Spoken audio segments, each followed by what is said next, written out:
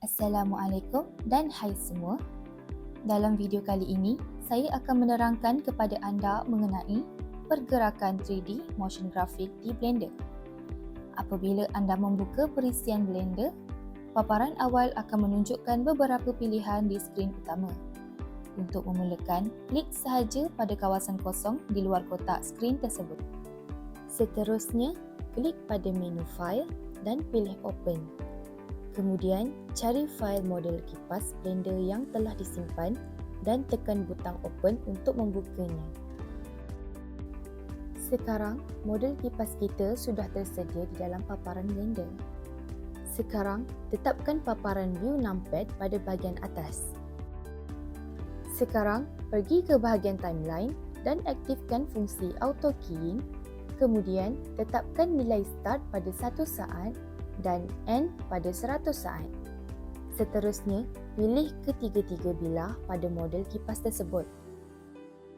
Kemudian, pada bahagian awal timeline, putarkan bilah kipas 1 pusingan. Akhir sekali, di penghujung timeline, putarkan bilah kipas sehingga 5 pusingan mengikut arah lawan jam.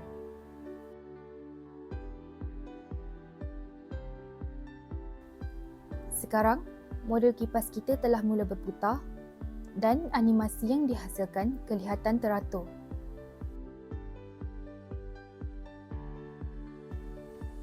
Sekarang, tekan Shift A, pilih Light, kemudian pilih Sun.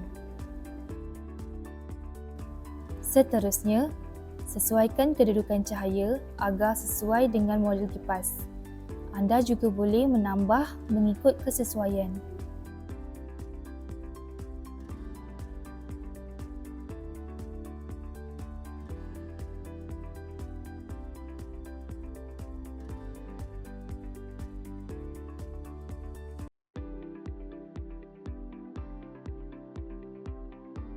Sekarang, untuk memasukkan kamera, tekan Shift A dan pilih kamera.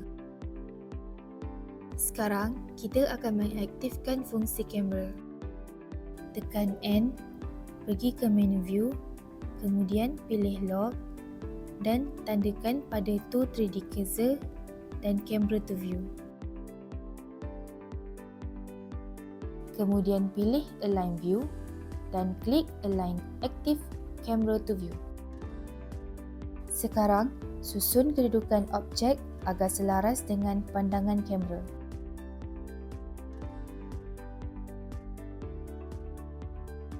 Sekarang, untuk menjadikan model kipas ini sebagai animasi, pergi ke bahagian Output.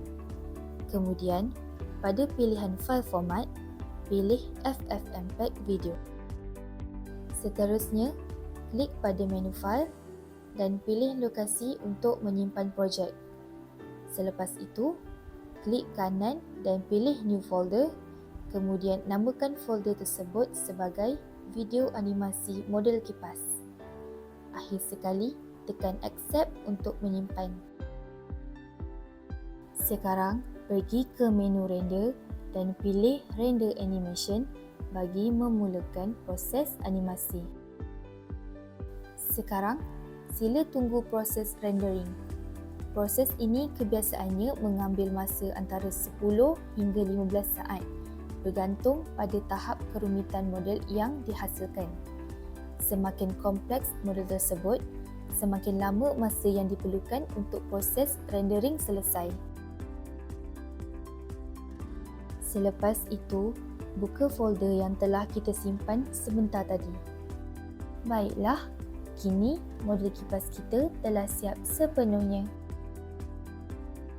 Itu sahaja bagi tutorial pada kali ini. Diharapkan penerangan yang diberikan dapat membantu anda memahaminya dengan lebih jelas. Terima kasih kerana menonton dan selamat mencuba.